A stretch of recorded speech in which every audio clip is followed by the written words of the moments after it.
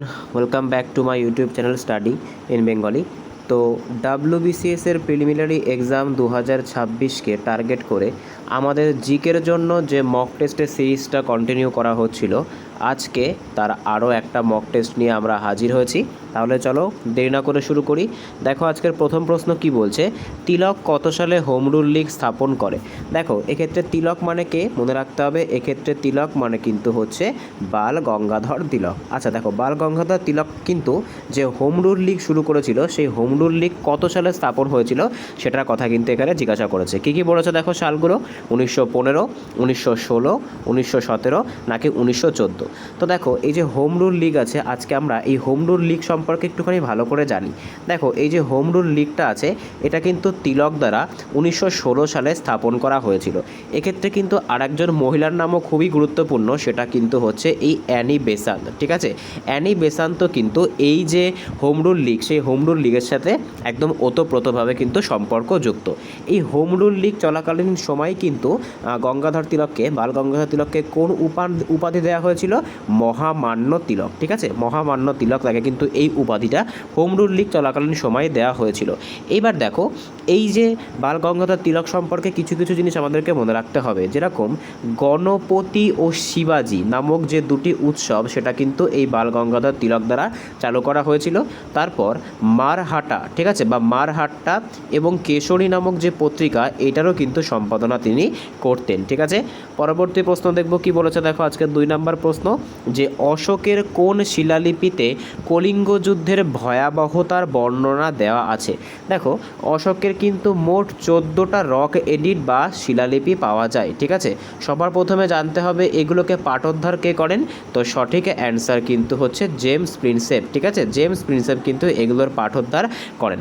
এইবার অশোকের কত নম্বর শিলালিপিতে কলিঙ্গ যুদ্ধের কথা উল্লেখিত আছে, তো সঠিক অ্যান্সার কিন্তু হচ্ছে যে 13 নম্বর, যে ত্রয়োদশ। ঠিক আছে, ত্রয়োদশ বা 13 নম্বর যে শিলালিপি, সেখানে কিন্তু কি বলা আছে, সেখানে কিন্তু এই কলিঙ্গ যুদ্ধের কথা বলা হয়েছে।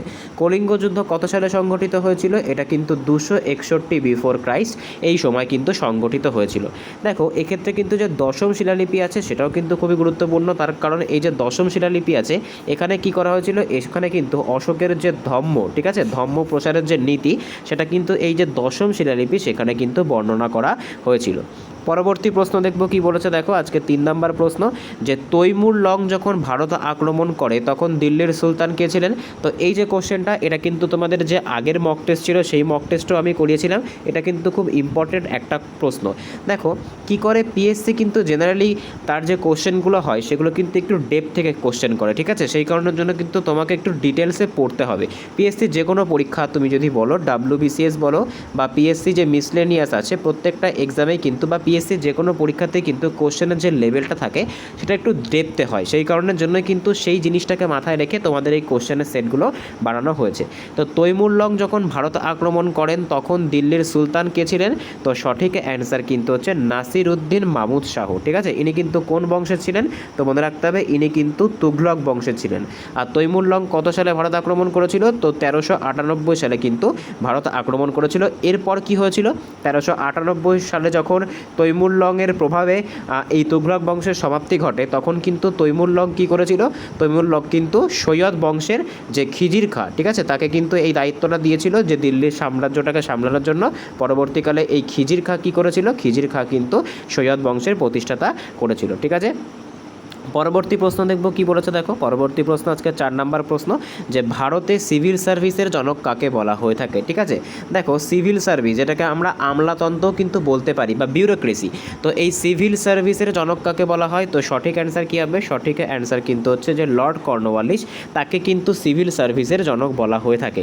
আচ্ছা কর্নওয়ালিস সম্পর্কে কিছু জিনিস মনে রাখতে হবে, যেরকম 1793 সালে কী হয়েছিল, 1793 সালে কিন্তু যে চিরস্থায়ী বন্দোবস্ত, সেটা কিন্তু কর্নওয়ালিস দ্বারা আনা হয়েছিল। এছাড়া যে পুলিশ ব্যবস্থা বা ইন্ডিয়ান যে পেনাল কোড, মানে এক কথায় বলতে গেলে পেনাল কোড, সেটারও কিন্তু স্থাপনা এই কর্নওয়ালিস দ্বারাই করা হয়েছিল। দেখো বাদবাকি যারা আছে তাদের সম্পর্কে আমরা একটুখানি জেনে নিই। লর্ড কার্জন সম্পর্কে আমাদেরকে জানতে হবে যে 1905 সালে কি হয়েছিল, বঙ্গভঙ্গ আন্দোলন হয়েছিল। ডালহৌসি সম্পর্কে জানতে হবে কি, ডালহৌসি সম্পর্কে জানতে হবে 1856 সালে কিন্তু বিধবা পুনর্বিবাহ অ্যাক্ট, আর 1853 সালে কিন্তু রেলওয়ের জনক। ঠিক আছে, তো ডালহৌসিকে কিন্তু ফাদার অফ ইন্ডিয়ান রেলওয়েজ বলা হয়ে থাকে। পরবর্তী প্রশ্ন দেখব কি বলেছে, দেখো আজকের 5 নম্বর প্রশ্ন, যে হিন্দু পেট্রিয়ট পত্রিকার প্রথম সম্পাদক কে ছিলেন। কোশ্চেনটা ভালো করে কিন্তু পড়তে হবে, প্রথম সম্পাদক কিন্তু এখানে জিজ্ঞাসা করেছে। তো সঠিক অ্যান্সার কী হবে, সঠিক অ্যান্সার কিন্তু হচ্ছে গিরিশচন্দ্র ঘোষ। ইনি কিন্তু যে হিন্দু পেট্রিয়ট পত্রিকা, সেই হিন্দু পেট্রিয়ট পত্রিকার প্রথম সম্পাদক ছিলেন। পরবর্তী প্রশ্ন দেখব কি বলেছে, দেখো পরবর্তী প্রশ্ন আজকে 6তম প্রশ্ন, যে নিখিল ভারত ট্রেড ইউনিয়ন কংগ্রেস বা AITUC all India trade union কংগ্রেসের প্রথম সভাপতি কে ছিলেন।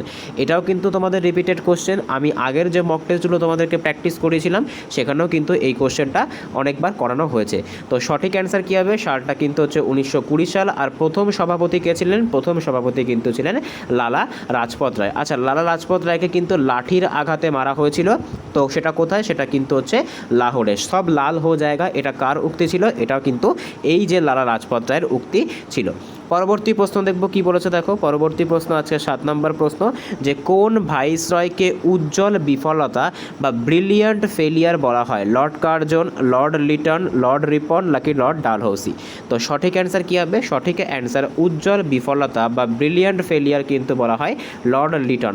আচ্ছা, লর্ড লিটন সম্পর্কে কিছু অ্যাক্ট আমাদেরকে জানতে হবে, যেরকম 1878 সালে কিন্তু দুটো অ্যাক্ট এসেছিল। একটা কিন্তু হচ্ছে ভার্নাকুলার প্রেস অ্যাক্ট, অর্থাৎ যেখানে কিন্তু দেশীয় ভাষায় সংবাদপত্র যে আইন সেটাকে নিষিদ্ধ করা হয়েছিল। আর একটা কিন্তু 1878 সালে আর একটা এসেছিল, সেটা কিন্তু হচ্ছে আর্মস অ্যাক্ট, ঠিক আছে, ভারতীয়রা কোনো রকম অস্ত্র রাখতে পারবে না, সেই অ্যাক্ট। পরবর্তী প্রশ্ন দেখব কি বলেছে, দেখো পরবর্তী প্রশ্ন আজকের 8তম প্রশ্ন, সংবিধানের কোন ধারায় রাষ্ট্রপতি ক্ষমা প্রদর্শনের ক্ষমতা, রাষ্ট্রপতির ক্ষমা প্রদর্শনের ক্ষমতা এখানে উল্লেখিত আছে। তো এটাকে কি বলা হয়ে থাকে, তো মনে রাখতে হবে এটাকে কিন্তু বলা হয়ে থাকে পার্ডনিং পাওয়ার, ঠিক আছে, প্রেসিডেন্টের পার্ডনিং পাওয়ার কিন্তু এটাকে বলা হয়। আর এই যে পার্ডনিং পাওয়ার আছে, এই পার্ডনিং পাওয়ার কত নাম্বার আর্টিকেলে আছে, এটা কিন্তু আর্টিকেল নাম্বার 72-তে উল্লেখ আছে। 61 নম্বর ধারাতে কি আছে, রাষ্ট্রপতির যে ইমপিচমেন্ট বা পদত্যাগ সেটা কিন্তু 61 নম্বর ধারাতে উল্লেখিত আছে। 123 নম্বর ধারাতে কি আছে, এখানে কিন্তু রাষ্ট্রপতি কর্তৃক যে অর্ডিন্যান্স, ঠিক আছে, অধ্যাদেশ, সেটা কিন্তু জারির কথা বলা হয়েছে। আর 352 নম্বর ধারাতে কি আছে, এখানে কিন্তু ন্যাশনাল এমার্জেন্সি বা জাতীয় জরুরি অবস্থার ঘোষণার কথা বলা হয়েছে। পরবর্তী প্রশ্ন দেখব কি বলেছে, যে সরকারি ভাষা সংক্রান্ত অফিসিয়াল ল্যাঙ্গুয়েজ অ্যাক্ট কবে পাস হয়েছিল। দেখো কোশ্চেনটা কি বলছে, সরকারি ভাষা সংক্রান্ত আইন বা অফিসিয়াল ল্যাঙ্গুয়েজ অ্যাক্ট এটা কোন বছর পাস হয়েছিল। তো সঠিক অ্যান্সার কিন্তু হচ্ছে 1963 সালে কিন্তু এই সরকারি ভাষা সংক্রান্ত আইন বা অফিসিয়াল ল্যাঙ্গুয়েজ অ্যাক্ট পাস হয়েছিল। পরবর্তী প্রশ্ন দেখব কি বলেছে, রাজ্যসভার সদস্যদের কার্যকালের মেয়াদ কত বছর হয়ে থাকে। তো দেখো যে রাজ্যসভা থাকে, সর্বপ্রথম মনে রাখতে হবে রাজ্যসভা কিন্তু নিজে কিন্তু একটা স্থায়ী হাউস, ঠিক আছে, এটাকে কিন্তু কোনো রকমভাবে ভাঙা যায় না। কিন্তু যে লোকসভা থাকে, সেই লোকসভাকে কিন্তু ভাঙা যায়। লোকসভার যে কার্যকাল সেটা কিন্তু 5 বছরের হয়ে থাকে, কিন্তু রাজ্যসভা কিন্তু কেমন হয়, রাজ্যসভা কিন্তু স্থায়ী হয়। কিন্তু এর যারা সদস্য থাকে তাদের যে কার্যকাল সেটা কিন্তু হচ্ছে 6 বছর অন্তর অন্তর চেঞ্জ হয়। আচ্ছা, রাজ্যসভায় রাষ্ট্রপতি কতজনকে মনোনীত করতে পারে। তো 12 জনকে কিন্তু রাষ্ট্রপতি কি করতে পারে, 12 জনকে কিন্তু মনোনীত করতে পারে। রাজ্যসভার মোট সদস্য সংখ্যা কত হয়ে থাকে সর্বাধিক, তো 238 + 12 অর্থাৎ 250 কিন্তু সর্বাধিক সদস্য সংখ্যা হয়ে থাকে। পরবর্তী প্রশ্ন দেখব কি বলেছে, অর্থ বিল বা মানি বিল কেবলমাত্র কোথায় পেশ করা যায়। আচ্ছা, মানি বিলের কনসেপ্টটা কত নম্বর ধারাতে আছে, 110 নম্বর ধারাতে কিন্তু মানি বিলের কনসেপ্টটা আছে। অনেকে কিন্তু এটাকে 112 নম্বর ধারা বলো, 112 নম্বরে কিন্তু অন্য একটা জিনিস আছে, সেটাকে আমরা কি বলি, সেটাকে কিন্তু আমরা বলে থাকি বাজেট। এটার আসল নাম কি, অ্যানুয়াল ফিনান্সিয়াল স্টেটমেন্ট, ঠিক আছে। আচ্ছা, এই যে মানি বিল আছে এটাকে কেবলমাত্র কোথায় পেশ করা যায়, এটাকে কিন্তু কেবলমাত্র লোকসভায় করা যায়, পাবলিশ করা যায়। আর এটাকে কিন্তু লোকসভার যিনি স্পিকার তিনিই কিন্তু মঞ্জুরি দেন কোনো একটা বিল মানি বিল কিনা, সেই বিষয়ে একদম চূড়ান্ত সিদ্ধান্ত কিন্তু লোকসভার স্পিকার নিয়ে থাকেন। আচ্ছা, এখানে দেখো যৌথ অধিবেশনের কথা আছে, যৌথ অধিবেশনের সভাপতিত্ব কে করেন, যৌথ অধিবেশনের সভাপতিত্ব কিন্তু লোকসভার স্পিকার করে থাকেন, ঠিক আছে, লোকসভার যে স্পিকার করে থাকেন। আর এটা কত নাম্বার আর্টিকেলে আছে, 108 নাম্বার আর্টিকেলে আছে। আর এটাকে ডাক দেন কে, অর্থাৎ যৌথ অধিবেশনের ডাক দেন কে, সেক্ষেত্রে কিন্তু সঠিক অ্যান্সার হয়ে যাবে ভারতের রাষ্ট্রপতি কিন্তু এই যে যৌথ অধিবেশন অধিবেশন, এই যৌথ অধিবেশনের ডাক দেন। পরবর্তী প্রশ্ন দেখব কি বলেছে, পঞ্চায়েত ব্যবস্থায় ত্রিস্তরীয় কাঠামো কোন কমিটির সুপারিশে গঠিত হয়েছিল? আমি আগেও বলেছি এই যে কমিটিগুলো, এই কমিটিগুলো কিন্তু খুবই ইম্পর্টেন্ট, এগুলো কিন্তু তোমাদেরকে পড়তে হবে। দেখো যে ত্রিস্তরীয় পঞ্চায়েতি রাজ সিস্টেম, ঠিক আছে, যে ত্রিস্তরীয় বা 3 টায়ার পঞ্চায়েতি রাজ সিস্টেম, ঠিক আছে, এটা কিন্তু বলবন্ত রায় মেহতা কমিটি এটার সুপারিশে এসেছিল। এখানে একদম শেষে কে থাকে, মানে একদম লো লেভেলে কে থাকে, লো লেভেলে কিন্তু থাকে হচ্ছে গ্রাম পঞ্চায়েত, ঠিক আছে, একদম নিচু স্তরে। তারপরে কি থাকে, তারপরে কিন্তু থাকে পঞ্চায়েত সমিতি, ঠিক আছে, এখানে একটু জায়গা কম বলে আমি একটু ছোট করে লিখছি। আর একদম কিন্তু সর্বোচ্চ পজিশনে থাকে জেলা পরিষদ, প্রত্যেকটা জেলায় কিন্তু একটা করে জেলা পরিষদ থাকে। আচ্ছা, পঞ্চায়েতি রাজ ব্যবস্থার কথা সংবিধানের কত নাম্বার আর্টিকেলে উল্লেখিত আছে? তো দেখো সর্বপ্রথম এটা কত নাম্বার পার্টে আছে, তো মনে রাখতে হবে এটা কিন্তু পার্ট 9-এ আছে। আর এই যে এটা কিন্তু কততম সংবিধান সংশোধনীর মাধ্যমে এসেছিল? 1992 সালের যে 73তম সংবিধান সংশোধনী, এর মাধ্যমে কিন্তু এটা এসেছিল। পরবর্তী প্রশ্ন দেখব কি বলেছে, দক্ষিণ ভারতের সর্বোচ্চ শৃঙ্গ আনাইমুদি কোন পাহাড়ের সর্বোচ্চ, মানে কোন পাহাড়ের অংশ? তো সঠিক অ্যান্সার কিন্তু হচ্ছে আন্নামালাই পর্বতের সর্বোচ্চ শৃঙ্গ কোনটা? আন্নামালাই পর্বতের সর্বোচ্চ শৃঙ্গ কিন্তু হচ্ছে আনাইমুদি। আর এই যে নীলগিরি, এটা কিন্তু হচ্ছে যে দোদাবেতা, সেই দোদাবেতা কিন্তু হচ্ছে নীলগিরির সর্বোচ্চ শৃঙ্গ। পরবর্তী প্রশ্ন দেখব কি বলেছে, আজকে 14তম প্রশ্ন, যে ভারতের একমাত্র সক্রিয় আগ্নেয়গিরি কোথায় অবস্থিত? তো এটা কিন্তু আন্দামান এবং নিকোবর দ্বীপপুঞ্জে অবস্থিত, ঠিক আছে, আন্দামান ও নিকোবরে অবস্থিত। আর এটার নাম কি? এটার নাম কিন্তু হচ্ছে ব্যারেন দ্বীপ। আচ্ছা, আন্দামান এবং নিকোবরের মধ্যে কততম চ্যানেল আছে? তো মনে রাখতে হবে যে 10 ডিগ্রি চ্যানেল, সেটা কিন্তু আন্দামান এবং নিকোবরের মধ্যে অবস্থিত। পরবর্তী প্রশ্ন দেখব কি বলেছে, দেখো আজকের 15তম প্রশ্ন, যে ভারতের বৃহত্তম হিমবাহ কোনটা? তো সঠিক অ্যান্সার কিন্তু হচ্ছে সিয়াচেন। দেখো এক্ষেত্রে কিন্তু আমাদেরকে একটা জিনিস মনে রাখতে হবে, এই সিয়াচেন কিন্তু পৃথিবীর সবথেকে উঁচু, ঠিক আছে, পৃথিবীর সবথেকে উঁচু যুদ্ধক্ষেত্রেও, ঠিক আছে, তো সঠিক অ্যান্সার কিন্তু হচ্ছে সিয়াচেন। পরবর্তী প্রশ্ন দেখব কি বলেছে, যে নাগার্জুন সাগর বহুমুখী পরিকল্পনা কোন নদীর ওপরে গড়ে উঠেছে? তো এটার সঠিক অ্যান্সার কি হবে? সঠিক অ্যান্সার কিন্তু হচ্ছে কৃষ্ণা নদীর ওপরে কিন্তু এই নাগার্জুন সাগর বহুমুখী নদী পরিকল্পনা গড়ে উঠেছে, এটা কিন্তু অন্ধ্রপ্রদেশে অবস্থিত। আচ্ছা, গোদাবরীকে কি বলা হয়? তো সঠিক অ্যান্সার কিন্তু হচ্ছে গোদাবরীকে কিন্তু দক্ষিণের গঙ্গা বলা হয়ে থাকে, ঠিক আছে। তুঙ্গভদ্রা, দেখো তুঙ্গভদ্রা নদীর তীরে কিন্তু কোন সাম্রাজ্য গড়ে উঠেছিল ইতিহাসের? তো যে বিজয়নগর সাম্রাজ্য, সেটা কিন্তু তুঙ্গভদ্রা নদীর তীরে গড়ে উঠেছিল। কাবেরী নদীর ওপরে যে শিবসমুদ্রম জলপ্রপাত, সেটা কিন্তু খুবই বিখ্যাত একটা জলপ্রপাত। পরবর্তী প্রশ্ন দেখব কি বলেছে, আজকে 17তম প্রশ্ন, যে পশ্চিমবঙ্গের কোথায় প্রথম কার্পাস বয়ন শিল্পটি গড়ে উঠেছিল? তো সঠিক অ্যান্সার কিন্তু হচ্ছে ঘুষুরি, ঠিক আছে, এখানে কিন্তু প্রথম যে কার্পাস কল, ঠিক আছে, প্রথম যে কার্পাস কল সেটা কিন্তু গড়ে উঠেছিল। সালটা কত সেটা কিন্তু তোমাদের জন্য HW থাকবে, তোমরা কিন্তু আমাকে অবশ্যই কমেন্টে জানাবে। পরবর্তী প্রশ্ন দেখব কি বলেছে, যে নীল বিপ্লব বা ব্লু রেভলিউশন কিসের সাথে সম্পর্কযুক্ত? তো সঠিক অ্যান্সার কী হবে? সঠিক অ্যান্সার কিন্তু হচ্ছে নীল বিপ্লব বা ব্লু রেভলিউশন, এটা কিন্তু মৎস্য উৎপাদনের সাথে সম্পর্কযুক্ত, ঠিক আছে। আচ্ছা, এবার দেখো এখানে তৈলবীজ উৎপাদন আছে, এটা কোন বিপ্লবের সাথে সম্পর্কযুক্ত? এটা কিন্তু যে ইয়েলো রেভলিউশন বা যে হলুদ বিপ্লব, সেই হলুদ বিপ্লবের সঙ্গে কিন্তু সর্বোচ্চ সম্পর্ক রাখে। পরবর্তী প্রশ্ন দেখব কি বলেছে, পরবর্তী প্রশ্ন আজকের 19তম প্রশ্ন, যে ভারতীয় অর্থনীতিতে বুল এবং বিয়ার এই যে শব্দ দুটি কিসের সাথে সম্পর্কযুক্ত? তো দেখো এই যে বুল আর এই যে বিয়ার, এটা কিন্তু এখানে একটা কনসেপ্ট আছে। কনসেপ্টটা কি? এটা কিন্তু সবার প্রথম মনে রাখতে হবে কিসের সাথে সম্পর্কযুক্ত? শেয়ার বাজার বা শেয়ার মার্কেটের সাথে সম্পর্কযুক্ত।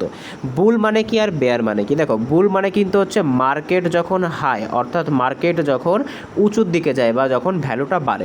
আর বেয়ার মানে কি? বেয়ার মানে কিন্তু হচ্ছে আমরা এক কথায় বলতে পারি মন্দা, অর্থাৎ মার্কেট যখন ডাউনে নামে বা নিচের দিকে নামে। আচ্ছা, এই যে শেয়ার মার্কেট, এটাকে ভারতে কে রেগুলেট করে? এটাকে কিন্তু SEBI, security exchange board of India, এটা কিন্তু রেগুলেট করে, ঠিক আছে। 1992 সালে কিন্তু এটাকে কি করা হয়েছিল? এটাকে কিন্তু একটা সাংবিধানিক সংস্থা রূপে স্বীকৃতি দেওয়া হয়েছিল। পরবর্তী প্রশ্ন দেখব কি বলেছে আজকের 20তম প্রশ্ন, যে মুদ্রাস্ফীতি বা ইনফ্লেশনের ফলে সবথেকে বেশি লাভবান কারা হন?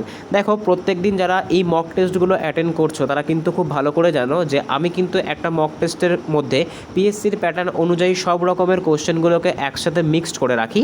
তোমরা এখানে হিস্ট্রিও পাবে, তোমরা এখানে জিওগ্রাফিও পাবে, তোমরা এখানে পলিটি পাবে, তোমরা এখানে কনস্টিটিউশন পাবে, সায়েন্স পেয়ে যাচ্ছ, ইকোনমিক্স পেয়ে যাচ্ছ। প্রত্যেকটা টপিক একটা মক টেস্টের মধ্যে তোমরা পেয়ে যাচ্ছ। তো তোমাদের কাছ থেকে কিন্তু একটা লাইক একটা কমেন্ট কিন্তু আমি অবশ্যই আশা করতে পারি। তো অবশ্যই কিন্তু ভিডিও শেষকালে তোমরা জানাবে যে ভিডিওটা তোমাদের কেমন লাগলো, আর যে যে হোমওয়ার্কগুলো তোমাদেরকে দেওয়া হচ্ছে সেগুলো কিন্তু অবশ্যই জানাবে। তাহলে চলো শুরু করি। আবার দেখো কি বলছে, মুদ্রাস্ফীতি বা ইনফ্লেশনের ফলে সবথেকে বেশি লাভবান কারা হন? তো সঠিক অ্যান্সার কিন্তু হচ্ছে ঋণ গ্রহীতা। যারা ঋণ নেন তারাই কিন্তু কি হয়, তারা কিন্তু ইনফ্লেশন বা মুদ্রাস্ফীতির ফলে সবথেকে বেশি লাভবান হয়ে থাকে। পরবর্তী প্রশ্ন দেখব কি বলেছে। আচ্ছা, একটা কোশ্চেন আমি তোমাদেরকে এখানে করছি, আরবিআই এই যে ইনফ্লেশন যেটা আছে সেটাকে কন্ট্রোল করার জন্য, ঠিক আছে, এটাকে কন্ট্রোল করার দায়িত্ব আরবিআইয়েরই বা রিজার্ভ ব্যাঙ্ক অফ ইন্ডিয়ারই। এর জন্য কি করে, ইনফ্লেশনটাকে কন্ট্রোল করার জন্য আরবিআই কি করে, আরবিআই কিন্তু যে রেপো রেট থাকে, রিপারচেসিং অপশান রেট, সে রেপো রেটকে কিন্তু কি করে দেয়, রেপো রেটকে কিন্তু বাড়িয়ে দেয়।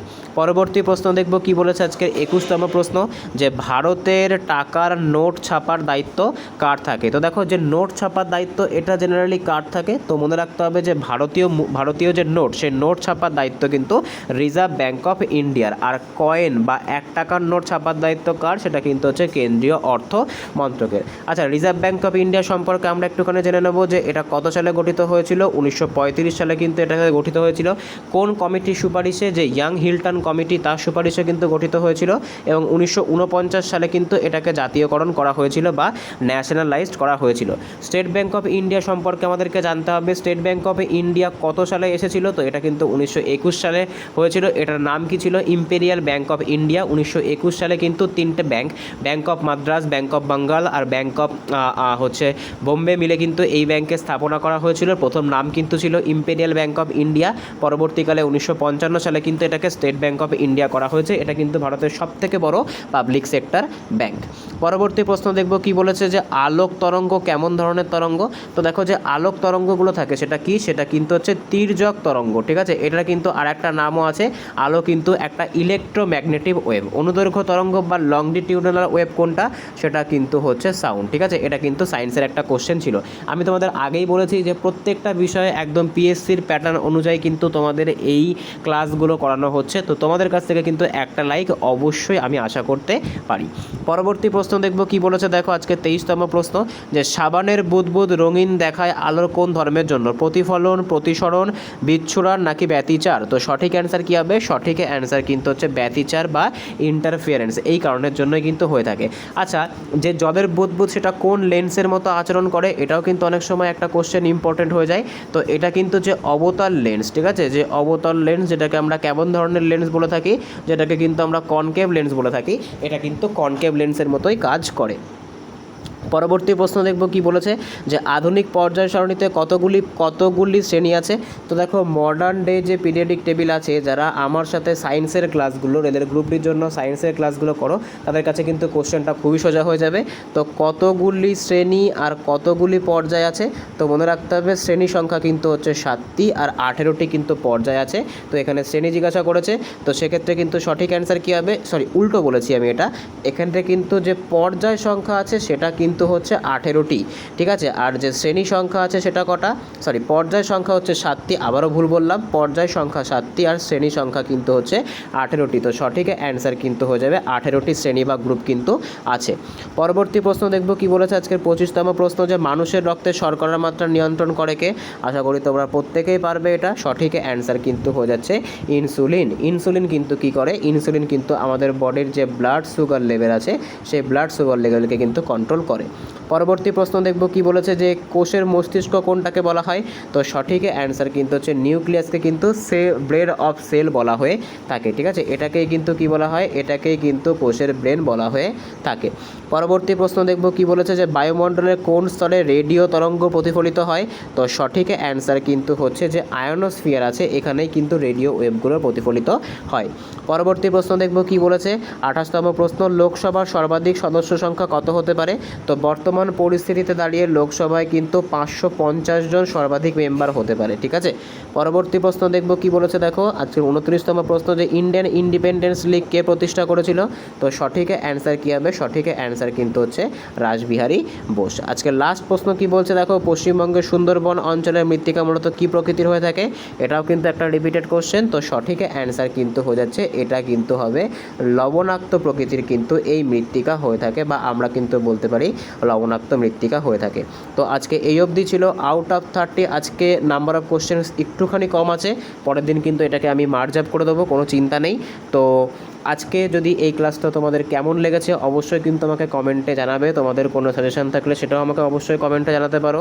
তোমাদের কোন টপিকের ওপরে ডেডিকেটেড ভিডিও প্রয়োজন সেটাও কিন্তু আমাকে কমেন্টে জানাতে পারো। যদি ভিডিওটা ভালো লাগে অবশ্যই চ্যানেলটাকে সাবস্ক্রাইব করো। দেখা হচ্ছে পরের ভিডিওতে, বাই।